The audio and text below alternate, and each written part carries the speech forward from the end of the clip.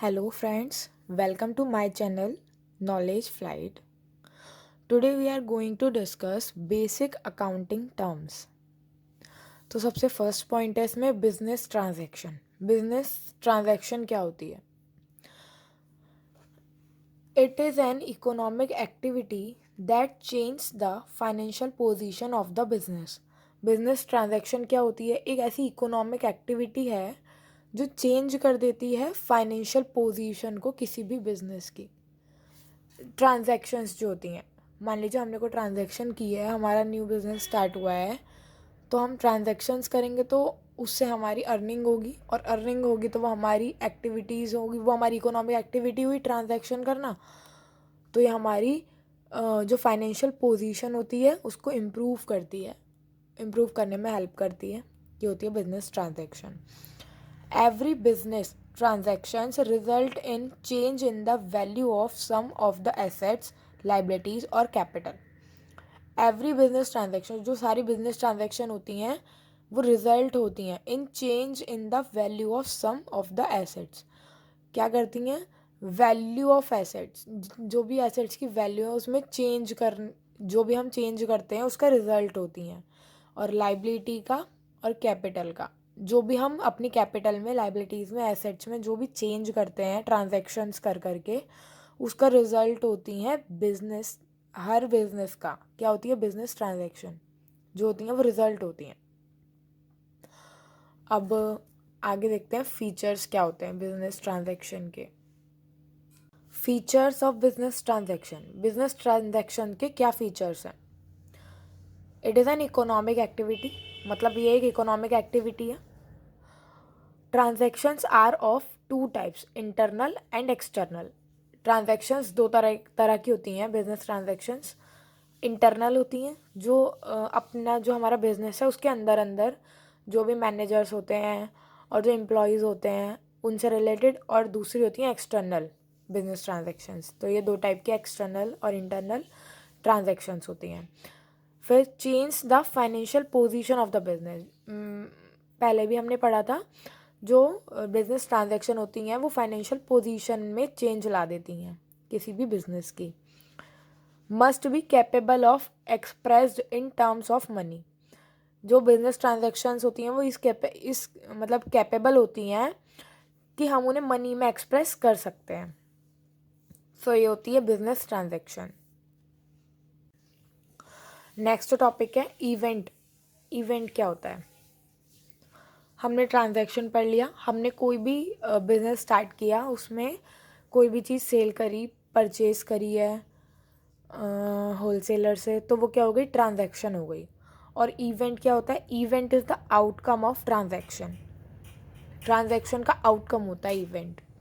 जो हमारा closing stock बच जाता है वो हमारा इवेंट होता है, इवेंट कहलाता है वो। Results of the transaction is called as an event. जो ट्रांजैक्शन के बाद जो बच जाता है उसका जो मतलब ट्रांजैक्शन का जो भी रिजल्ट होता है वो इवेंट कहलाता है। Example, we purchase goods of ₹50,000 and sold it for 60,000, then 10,000 in the profit which is the result of the business. मतलब उस ट्रांजैक्शन का रिजल्ट वो हो गया कि हमें 10,000 का प्रॉफिट हुआ, तो वो हो गया इस ट्रांजैक्शन का इवेंट। 10,000 का जो प्रॉफिट है वो क्या हो गया? इवेंट हो गया। Event is the outcome of transaction. Next topic है account. What is account? It is record of all the business transactions. हम सारी की सारी ट्रांजैक्शंस जिस चीज़ में रिकॉर्ड करते हैं वो क्या होता है? अकाउंट होता है। Relating to a particular person, asset है, liability, expense, income etcetera etcetera, जो भी होता है वो सब अकाउंट होते हैं। हर चीज़ के अकाउंट बनाए जाते हैं। जो भी हमने ट्रांजैक्शन करी तो वो क्या हो गया? पर्सनल। हर एक चीज़ का इंडिविजुअल अकाउंट वो हो गया। पर्सनल हो सकता है, एसेट से रिलेटेड, लाइबिलिटी से रिलेटेड, एक्सपेंसेस से, इनकम से, मतलब डेटर वगैरह के अकाउंट लाइबिलिटी में। The place where all transactions are recorded is called as account. कोई जगह जहाँ पे सारी की सारी ट्रांजैक्शन रिकॉर्डेड हो वो क्या कहलाता है, अकाउंट कहलाता है। All accounts have two sides, her account के दो साइड होते हैं, डेबिट एंड क्रेडिट। मतलब अगर एक गिवर है तो एक रिसीवर होगा, एक रिसीवर है तो एक गिवर होगा, और किसी ने सामान परचेज करा है तो किसी ने सेल करा होगा। तो वो एक डेटर होता है, एक क्रेडिटर होता है। एक डेबिट साइड होती है, एक क्रेडिट साइड होती है हर अकाउंट की। और हम आगे पढ़ेंगे। डेबिट क्या होता है? The left hand side of an account. Account है, उसकी जो लेफ्ट हैंड साइड है, कोई हमने अकाउंट क्रिएट करा है, प्रिपेयर करा है, तो उसकी जो लेफ्ट हैंड साइड होगी इज कॉल्ड एज डेबिट। उसको हम क्या कहते हैं? डेबिट कहते हैं। The word debit is derived from an Italian word डेबिटो। डेबिटो से आया है ये, डेबिट लिया गया है मतलब। नेक्स्ट है क्रेडिट क्या होता है? The right hand side of an account is called as credit. जो अकाउंट है उसकी जो डेबिट साइड, जो लेफ्ट हैंड साइड थी वो डेबिट थी, और जो राइट हैंड साइड होगी वो क्या होगी? क्रेडिट है। जो राइट हैंड साइड होती है अकाउंट की वो क्या होती है? क्रेडिट होती है। The word credit is derived from Italian word credito. Credito से लिया गया है credit. Entry, what is entry? An event और अ ट्रांजैक्शन।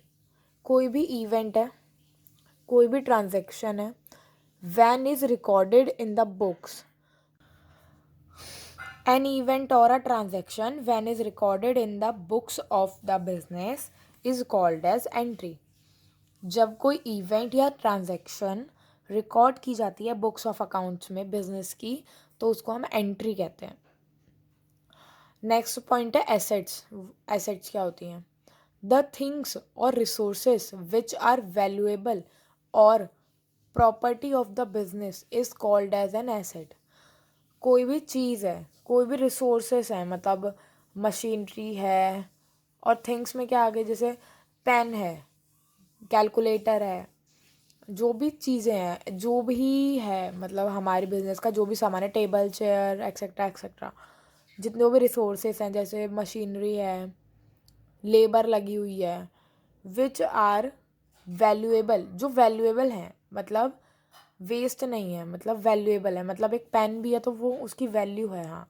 और प्रॉपर्टी है, जो business, land, building, machinery of the business is called as an asset. वो क्या होता है? वो एसेट कहलाता है, उस बिजनेस की वो एसेट है। It also includes the amount due from others. किसी से हमें उधार लेना है तो वो भी हमारी एसेट है, हम उसे लिखेंगे कि हाँ इससे मुझे इतना रुपए लेना है, तो वो क्या होगी?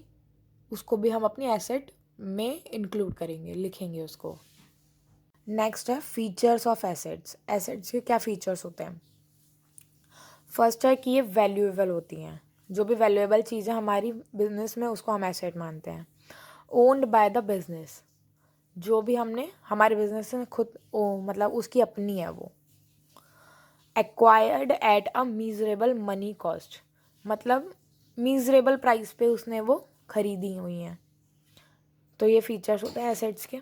उसको हम अपनी एसेट बोलेंगे जो वैल्यूएबल हो, बिजनेस के की अपनी हो वो, और एक्वायर की हो मीजरेबल मनी कॉस्ट पे, मीजरेबल प्राइस पे।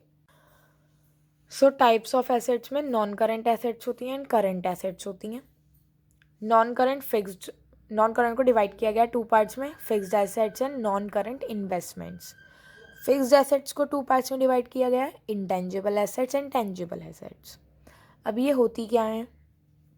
Non current assets more than 1 year के लिए होती हैं ये, जिनको हम 1 ईयर के अंदर कैश में कन्वर्ट नहीं कर सकते।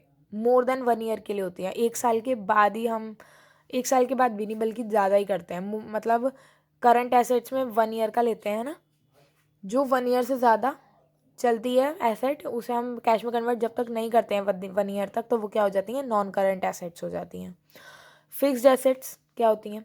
प्लांट है, मशीनरी है, लैंड एंड बिल्डिंग है, तो ये फिक्स्ड एसेट्स होती हैं, इनको हम कैश में कन्वर्ट नहीं करते हैं।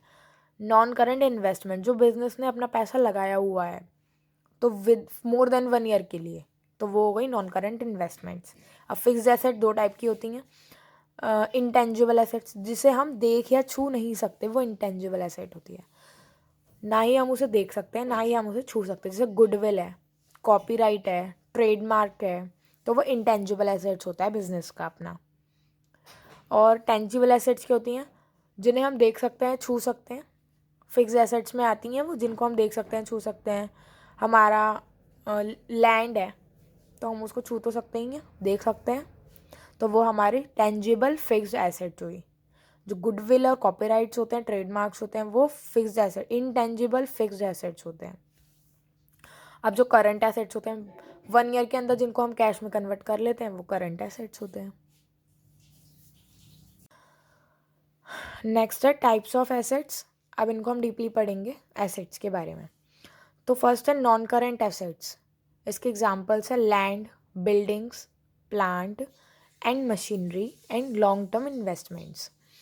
अब इसके फीचर्स क्या होते हैं? जो नॉन करंट एसेट्स होती हैं, held by business for a long period of time. ये लंबे समय के लिए बिजनेस रखता है इनको। नॉट मीन फॉर रीसेल, ये रीसेल के मत पर्पस से नहीं खरीदी गई थी। ये बिजनेस को आगे बढ़ाने के लिए मतलब बिजनेस इन्हीं से चलेगा। मतलब मशीन लगाई है तो मशीन प्रोडक्शन करेगी तभी बिजनेस चलेगा। अगर उसको सेल कर देंगे तो बिजनेस तो क्लोज हो जाएगा। इसलिए ये रीसेल के पर्पस से नहीं होती है। अब इसमें फर्स्ट पॉइंट है फिक्स्ड एसेट्स। फिक्स्ड एसेट्स क्या होती हैं? Assets which are required for purpose of resale, जो रिक्वायर्ड होती हैं रीसेल के पर्पस से। मतलब हमने कोई सामान खरीदा है, उसको बेचने के लिए रीसेल कर दी हमने इन the business, but not for the purpose of resale. It increase the earning capacity of the business. मतलब अर्निंग कैपेसिटी को बढ़ा देगा। मतलब फिक्स्ड एसेट खुद खुद रीसेल नहीं होती, दूसरी चीज़ों को रीसेल करने में हेल्प करती है। मतलब मान लीजिए हमने कोई चीज़ खरीदी है, उसको और ज़्यादा मतलब रॉ मटेरियल हमने परचेज़ करा, उसको हमने फिनिश गुड्स बनाने में उसने हमें मदद की। रीसेल के पर्पस के लिए ही तो मदद की है उसने, फिर मशीन ने। एंड देन उसके बाद हमने उसको क्या करा, उस चीज़ को सेल कर दिया।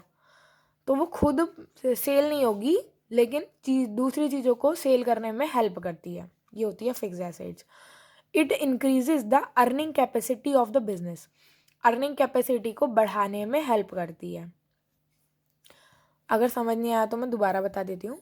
Assets which are required for purpose of resale, resale के पर्पस से रिक्वायर्ड होती है fixed assets in the business, but not for the purpose of resale itself लगा सकते हैं कि वो खुद रीसेल नहीं होगी, बट दूसरी चीज़ें जैसे रॉ मटेरियल है उसे फिनिश गुड्स में कन्वर्ट करके उसको रीसेल करने में हेल्प करती है।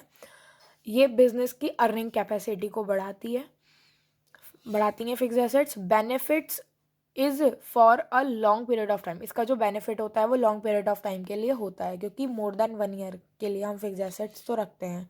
जो हमारा बिजनेस है फिक्स्ड एसेट्स के बिना चलता नहीं है। फिक्स्ड एट दियर प्लेस, जो अपने प्लेस पे फिक्स हो। जैसे लैंड है, बिल्डिंग है, कोई मशीन है, वो अपनी जगह पे फिक्स है, तो ये होती हैं फिक्स्ड एसेट जो अपनी जगह पे फिक्स होती हैं। फिक्स्ड एसेट्स में फर्स्ट पॉइंट है टेंजिबल एसेट्स। जिन चीज़ों को हम देख सकते हैं, छू सकते हैं, वो टेंजिबल एसेट्स होती हैं।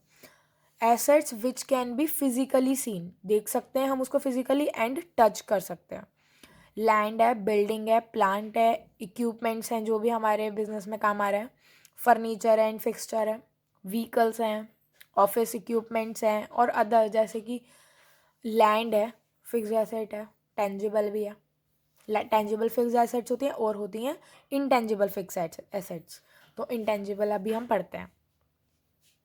इनटेंजिबल फिक्स्ड एसेट्स, जिन फिक्स्ड एसेट्स को हम देख नहीं सकते, छू नहीं सकते, वो होती हैं intangible fixed assets. Assets which are not tangible, जिनको हम देख या छू नहीं सकते। Which can't be seen and touch, जिनको हम देख नहीं सकते, छू नहीं सकते। जैसे गुडविल है, ब्रांड है, ट्रेडमार्क है, कॉपीराइट है, ये सब है। ये सब क्या होती है? Intangible fix assets. एक बिजनेस का एक ही कॉपीराइट होगा, एक ही ट्रेडमार्क होगा, एक ही ब्रांड होगा यार। और गुडविल भी, एक बिजनेस की एक गुडविल होती है। नेक्स्ट है नॉन करंट इन्वेस्टमेंट। ये क्या होता है? इसी के अंदर सेकंड पॉइंट, बी पॉइंट है। मतलब ए पॉइंट था हमारा फिक्स एसेट्स, उसमें टेंजिबल एंड इंटेंजिबल आया। अब बी पॉइंट है non current investment, non current assets का second point. Non current investments are investments which are held not with the purpose of resale। Non current investment होती हैं वो भी resale के लिए नहीं होती हैं, बट टू रिटेन दैम, उनको रिटेन करने के लिए, उनसे प्रॉफिट लेना है हमें। उनको सेल नहीं करना है, बट उनसे प्रॉफिट लेना है। Non current investments are further classified into trade investments and other investment. Trade investment जो हमने अपने बिजनेस में किसी भी ट्रेड में हमने लगाए हुए हैं, और अदर इन्वेस्टमेंट्स में उनको कन्वर्ट किया, मतलब क्लासिफाई किया गया है। अब एसेट्स में सेकंड पॉइंट है, मतलब एसेट्स जो थी, नॉन करंट एसेट्स थी, करंट एसेट्स थी। नॉन करंट एसेट में फिक्स आया, वो टेंजिबल इंटेंजिबल आया फिक्स के अंदर, एंड बी पॉइंट आया नॉन करेंट इन्वेस्टमेंट। तो नॉन करेंट एसेट्स इसमें ख़त्म हो गई हमारी। नॉन करेंट एसेट्स के बाद क्या आई? Current assets. सेकंड है करंट एसेट, जिनको हम 1 ईयर में कैश में कन्वर्ट कर सकते हैं। विद इन 1 ईयर हम उनको कैश में कन्वर्ट कर सकते हैं, वो करंट एसेट्स होती हैं। जैसे कैश है, स्टॉक है, डेटर्स हैं, प्रीपेड एक्सपेंसेस। हमने कोई प्रीपेड एक्सपेंसेस क्या होती हैं? जैसे हमने रिचार्ज पहले करा लिया, देन पूरा महीना हमने उसको यूज़ किया, तो वो प्रीपेड हो गया। किसी भी एक्सपेंस को पहले से पे कर देना। Assets which are meant for resale, जिनको हमने रीसेल के लिए ही लिया है। जो गुड्स है हमारा, हमने मान लीजिए कपड़े की दुकान की है, तो कपड़े, रॉ मटेरियल आया कपड़े का, उसको हमने स्टिच करा, सब कुछ करा, उसके बाद उसको सेल कर दिया, उसका ही बिजनेस है, तो वो रीसेल हो रहा है। सेल करके मतलब परचेज करके फिर सेल कर देना। Converted into cash with in 1 year, ये क्या होता है? 1 ईयर के अंदर अंदर कैश में कन्वर्ट हो जाता है। Benefit is derived for a period of 1 year, इसका जो बेनिफिट होता है हमें 1 ईयर के अंदर अंदर मिल जाता है, उसके बाद तो वो रीसेल हो जाता है, क्योंकि 1 साल के अंदर अंदर। तो ये होती हैं करंट एसेट्स। अब नेक्स्ट है नॉमिनल एसेट्स या फिक्टिशियस एसेट्स। क्या होती हैं? हमने करंट एसेट्स पढ़ लिया, नॉन करंट एसेट्स पढ़ लिया। करंट एसेट्स क्या होती हैं? जिनको 1 ईयर के अंदर अंदर अपने कैश में कन्वर्ट कर सकते हैं। और नॉन करंट एसेट्स वो होती हैं जिन्हें हम 1 ईयर के अंदर नहीं कर सकते कैश में कन्वर्ट, उनको मोर देन 1 ईयर के लिए होती हैं, रीसेल के पर्पज से वो नहीं होती हैं, वो होती हैं non current assets. Non current investment उसके अंदर आती है। और करंट एसेट्स को हम 1 ईयर में कन्वर्ट कर सकते हैं। अब नॉमिनल एसेट्स क्या होती हैं, इनको पढ़ते हैं। नॉमिनल एसेट्स क्या होती हैं? Fictitious assets. ये टाइप्स ऑफ एसेट्स तो अलग हैं वैसे, वैसे देखा जाए तो current assets and fixed assets यही हम लिखते हैं एग्ज़ाम में भी, बट काइंड इन्फॉर्मेशन के लिए नॉमिनल एसेट्स क्या होती हैं ये हमें पता होना चाहिए। फिक्टिशियस एसेट्स क्या होती हैं? P&L debit balance, P profit and loss का डेबिट बैलेंस। एडवर्टाइज करना, एडवर्टाइजिंग जो एक्सपेंसेस होते हैं प्रॉफिट एंड लॉस में आते हैं। डेफर्ड रेवेन्यू एक्सपेंडिचर, ये सब क्या होते हैं? नॉमिनल या फिक्टिशियस एसेट्स होती हैं। Assets which can not be realized in cash और no further benefit can be derived from them, वो एसेट्स जो रियलाइज नहीं हो सकती, मतलब कैश में कन्वर्ट नहीं होंगी, और या no further benefit can be derive from them, उससे हमें कोई ज़्यादा मतलब एकदम से, मतलब 1 ईयर के अंदर उनसे भी हमें कोई प्रॉफिट नहीं मिलेगा, बेनिफिट नहीं होगा उनका। Actually they are the losses. क्या होती हैं? फिक्टिशियस एसेट्स जो होती हैं लॉस होती हैं एक तरीके से कंपनी का। विच वर नॉट रिटर्न ऑफ, जिनको हम रिटर्न ऑफ नहीं करते हैं in the year in which they incurred, जिस ईयर में वो हुई हैं। हमें जिस ईयर में वो लॉस हुआ है फिक्टिशियस एसेट्स वाला, उसको हम उसी ईयर में रिटर्न ऑफ नहीं करते हैं, एंडिंग में रिटर्न ऑफ करते हैं जब हमारा फाइनेंशियल ईयर एंड हो जाता है, उसके बाद हम उसको रिटर्न ऑफ करते हैं। बेसिक अकाउंटिंग टर्म्स के अंदर कैपिटल, उसको हम ओनर्स इक्विटी भी कहते हैं, नेट वर्थ, नेट एसेट्स, इसके अलग अलग नाम हैं। It refers to the amount of money which is invested by the owner, या उसको हम प्रोप्राइटर बोलते हैं, इन द बिजनेस। क्या होती है कैपिटल? जो भी पैसा बिजनेस के ओनर ने उसके अंदर लगाया अपने बिजनेस के अंदर, वो उसकी क्या होती है? कैपिटल होती है, उसकी प्रोप्राइटर की उसके बिजनेस की मनी होती है वो अपनी, मतलब उसकी कैपिटल, उसकी ओनर्स इक्विटी। जो पैसा बिजनेस के ओनर ने अपने बिजनेस में लगाया है वो उसकी इक्विटी कहलाती है। कैपिटल कैसे आती है? कैपिटल का फॉर्मूला होता है एसेट्स माइनस लाइबिलिटीज़। हमारी जितनी भी एसेट्स हैं उसमें से अपना हमने जो भी दायित्व है, मतलब जितने भी लाइबिलिटीज़ हैं जो हमें उधारी देनी है, तो वो सब हमें उसमें से लेस कर देंगे, तो ओनर की इक्विटी यानी कि कैपिटल निकल आएगी। नेक्स्ट है ड्राइंग्स। ड्राइंग क्या होती है? जो भी, मैं वैसे बता देती हूँ, बिजनेस का जो ओनर है उसने अपने पर्सनल यूज़ के लिए अपने बिजनेस में से कुछ पैसा निकाल लिया, तो वो उसकी ड्राइंग कहलाती है, ड्राइंग्स। एनी कैश और गुड्स, वो पैसा मतलब कैश भी हो सकता है और गुड्स भी हो सकता है, कोई सामान भी हो सकता है, विड्रॉन बाय द ओनर, जो उसने अपने पर्सनल यूज़ के लिए, withdrawn by the owner for his personal use is called as drawing. वो क्या होती है? ड्राइंग कहलाती है। अपने बिजनेस से अपने पर्सनल यूज़ के लिए पैसा निकाल लेना ड्राइंग्स कहलाता है। एग्जाम्पल है इसके, पर्सनल एक्सपेंसेस, अपने पर्सनल एक्सपेंसेस के लिए, हाउस होल्ड एक्सपेंसेस के लिए, लाइफ इंश्योरेंस प्रीमियम है मान लीजिए, एंड इनकम टैक्स, उसके लिए वो मतलब दे रहा है पैसे अपने बिजनेस में से निकाल के, तो वो उसकी ड्राइंग्स होती है। नेक्स्ट है लाइबिलिटीज़। क्या होती हैं? डेप्ट, हमने किसी से उधार लिया हुआ है, हमारा डेप्ट है वो, उसके एग्जाम्पल होते हैं लोन्स हैं, क्रेडिटर्स हैं हमारे, तो वो हमारी लाइबिलिटीज़ होती हैं। It refers to the money which a firm owns, payable है फर्म पे, टू द आउटसाइडर्स। लाइबिलिटी क्या होती है? ऐसा कोई पैसा जिसे जो हम पे उधार है, हमें किसी को वापस करना है।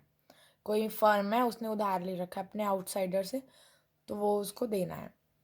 ऑब्लिगेशन ऑफ द फर्म, ये क्या होती है? इसका फीचर है कि ये ऑब्लिगेशन होती है फर्म के लिए, मतलब पे करना है टूवर्ड्स द आउटसाइडर, आउटसाइडर को पे करना है। Liability to the owners is an internal liability, जो लाइबिलिटी टू द ओनर, जो ओनर की लाइबिलिटी है, इज एन इंटरनल लाइबिलिटी, मतलब जो भी ओनर से है ना लाइबिलिटी, तो वो क्या हो गई? इंटरनल हो गई। एंड टूवर्ड्स आउटसाइडर्स या अदर्स से जो है वो है एक्सटर्नल लाइबिलिटी। अगर किसी इंसान की ओनर से लाइबिलिटी है तो वो हो गई internal liability, and towards outsiders है तो वो क्या हो गई? External liabilities. नेक्स्ट है टाइप्स ऑफ लाइबिलिटीज़। लाइबिलिटीज़ कितने टाइप की होती हैं? जैसे एसेट्स थी non current assets and current assets, वैसे ही लाइबिलिटीज़ हैं non current liabilities and current liabilities. Current liabilities are those liabilities which are to be paid in the near further, normally within 1 year। मतलब जो non current liabilities हैं, current liability नहीं है, वो non current है, long term, और ये current liabilities है। जो करंट लाइबिलिटीज़ हैं वो 1 ईयर के अंदर अंदर पे करनी होंगी, और जो नॉन करंट लाइबिलिटीज़ हैं उन्हें हम मोर देन 1 ईयर के लिए ना भी करें पे तो चलेगा। एग्जाम्पल्स हैं creditors, short term loan, outstanding expenses जो होते हैं। आउटस्टैंडिंग मतलब हमने किसी से उधार पैसा ले रखा है तो वो आउटस्टैंडिंग है, मतलब अभी हमें देना है। क्रेडिटर्स हैं, उनको भी हमें उधार देना, तो क्रेडिटर्स हमारे हो गई लाइबिलिटी। शॉर्ट टर्म लोन ले रखा है कोई, वो मतलब 1 ईयर वाला, 1 ईयर के अंदर अंदर वो करंट लाइबिलिटी हो गई। और आउटस्टैंडिंग एक्सपेंसेस मतलब कब तक तुम नहीं दोगे, जब तुम एक ईयर के अंदर अंदर अपनी लाइबिलिटी पे कर दोगे, आउटस्टैंडिंग एक्सपेंस वो करंट हो गया। Non-current liabilities are those liabilities which fall due for payment in the relatively long period. मतलब नॉन करंट लाइबिलिटीज़ वो लाइबिलिटीज़ होती हैं विच fall due for payment in the relatively long period, मतलब लंबे समय के लिए, 1 साल से ज़्यादा के लिए वो लाइबिलिटी होती है, नॉर्मली मोर देन 1 ईयर। जैसे लॉन्ग टर्म लोन हो गया, डिबेंचर्स हैं, डिबेंचर्स लॉन्ग टर्म में होते हैं। तो लॉन्ग टर्म अगर डिबेंचर किसी ने लिए हुए हैं या लॉन्ग टर्म लोन लिया हुआ है तो वो मोर देन 1 ईयर वाले लाइबिलिटी है, लॉन्ग टर्म लाइबिलिटी है या नॉन करेंट लाइबिलिटी बोल सकते हैं। नेक्स्ट टॉपिक है रिसिप्ट्स। रिसिप्ट्स क्या होती हैं? रिसिप्ट्स 2 टाइप की होती हैं, revenue receipt and capital receipt. अब हम आगे बढ़ते हैं, रेवेन्यू रिसिप्ट क्या होती है, कैपिटल रिसिप्ट क्या होती है। सो रेवेन्यू रिसिप्ट क्या होती है? It is the amount which is received और रिसीवेबल, जो रिसीव हो चुकी है या फिर अभी रिसीव होनी है by the business in the normal course, either from sale of goods. किस चीज़ से? सेल, अगर हम सेल करेंगे नॉर्मली, अगर हम सेल कर रहे हैं सामान को, और either from sale of goods और बाय प्रोवाइडिंग सर्विसेज, अगर हम कोई सर्विस प्रोवाइड कर रहे हैं तो उसके लिए अगर हमें कोई रेवेन्यू के लिए रिसिप्ट मिल रही है। मतलब मान लीजिए कोई जिम है, जिम में हम अपने जिम जाते हैं रोज़ और हम मंथली पे कर रहे हैं वहाँ पे, तो वो हम उनकी क्या हो गई, सर्विस से उनकी रिसिप्ट हो रही है, वो हो गई revenue receipt. It will also include the amounts that are received from investment of business, अगर हमने बिजनेस में कुछ इन्वेस्ट किया है उससे जो अमाउंट आई है वो भी हम रेवेन्यू रिसिप्ट लिखते हैं।